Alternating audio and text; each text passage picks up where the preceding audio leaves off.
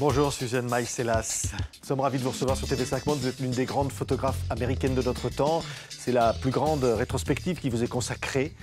C'est à Paris, au musée de Pomme. Ça s'appelle Médiation, au pluriel, qui rappelle le travail que vous faites, à la fois photographe magnum et depuis ce moment où vous avez fait des photos qui sont devenues mondialement connues, notamment au Nicaragua. Vous diriez, Suzanne Maïselas, une photographie, ça sert à quoi? On peut dire que la photographe fait les photos. Les photos sont un résultat de la relation qu'on a du monde. Autour de ce que tu vois, tu peux essayer de capturer, mais tu touches la réalité. Ce n'est pas exactement la réalité, c'est une relation con la réalité, Oui. un peu comme ça. C'est capturer le réel quelque part. Pas réel, c'est ce que tu perçois que c'est réel. Ce que tu penses, c'est important de ce qui se passe. Je veux dire que l'homme de Molotov, c'est un moment symbolique. C'est seulement le moment de l'action, mais c'est un moment qui, après, c'est symbolique. C'est une icône, on peut dire, pas moi, mais les autres. Ils ont choisi pour la représentation pour les derniers 25-30 ans. Ça veut dire que la vie de cette image, c'était beaucoup long, Oui. que le moment précis que j'ai fait les photos. C'est ça. Mais quand je dis c'est une image qui a symbolisé finalement ce combat sandiniste, cette révolution au Nicaragua, ça veut dire que finalement cette image vous échappe à un moment donné. Oui, mais on n'a jamais idée qu'est-ce qui se va passer. C'est impossible de savoir qu'il y a un triomphe qui va gagner contre le Somoza à ce moment-là. C'est seulement l'espoir. Ce sont des photos témoins, et j'allais dire, qui peuvent changer l'histoire aussi à un moment donné. Je ne sais pas si les images changent l'histoire. Je pense qu'il peut donner une idée de ce qui se passe. C'est les protagonistes qui font l'histoire, pas la photo. Oui. La photo n'est pas la même chose que les protagonistes qui sont à l'intérieur de la photo. Oui, c'est pour ça, Suzanne Maïselas, que vous êtes celle qui veut que les témoins, ceux qui sont photographiés, puissent commenter leur photographie. C'est-à-dire qu'il y a une sorte d'interactivité. Oui, je ne suis pas la seule qui fait ça, mais ça, c'est une chose constante, on peut dire.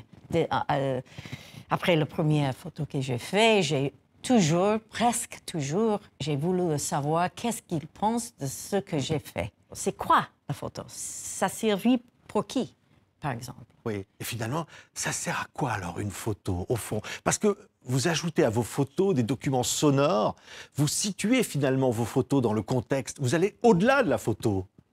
Au-delà. Je l'aime bien que ceux qui sont à l'intérieur de la photo, ceux qui voient la photo à travers un journal, un musée, on peut dire pour la rue, pour comprendre le temps qui passe et en même temps le présent. Ça, c'est une relation de temps quand tu prends la photo, soi-même, non? Mais on ne sait pas exactement qu'est-ce qui va passer. Oui. Non? Mais on sait, par exemple, quand vous faites des photos des violences domestiques, quand vous photographiez des personnes victimes de violences familiales, que ces photos peuvent être affichées dans les rues, ce qui a été le cas pour des campagnes. Ça veut dire que là, on touche à la réalité. Oui, mais je pense que l'idée, là, c'était que c'était une chose bien cachée, ça continue d'être caché, ça peut donner un peu de visibilité, une chose très, très importante. Il fonctionne comme une alerte pour la société. Oui, une alerte et aussi le témoignage. On voyait à l'instant ces photos d'enfants ou ces photos de femmes dans des foires dans la Nouvelle-Angleterre, de stripteaseuses. C'est au fond montrer cette réalité. Autrefois, je pense que c'est derrière les murs, pour imaginer qu'il y a une chose qui passe comme ça. C'est important de savoir, de mettre... Ça, c'est la question. Si la photo peut faire une connexion entre nous ne connaissons pas, si la photo peut ouvrir un peu la curiosité de connaître, de toucher en notre réalité. C'est un peu comme ça. Ça a toujours été un besoin finalement chez vous, parce qu'on voit dans cette exposition au musée du jeu de paume vos premières photos, vous photographiez autour de chez vous, on voit dans les jardins, vous photographiez les gens dans la rue. Oui, j'ai commencé avec la maison où j'ai habité. J'ai continué dans le quartier avec les petites jeunes filles. C'était comprendre chaque jour, mais c'est pas une chose de savoir exactement où le chemin va me prendre, non? Oui, les chemins vous ont mené, on l'a vu, donc avec ces femmes, souvent avec des femmes. Oui. Photographier ces femmes, au destin parfois difficile.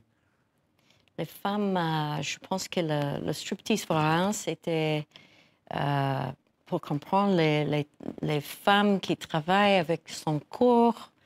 Il nous temps que les féministes ont parlé, on ne peut pas utiliser notre soi-même comme qu'est-ce qu'on dit, comme objet pour le gaze des hommes. Et ces femmes, ils ont fait exactement ça, mais pour gagner la vie. Oui.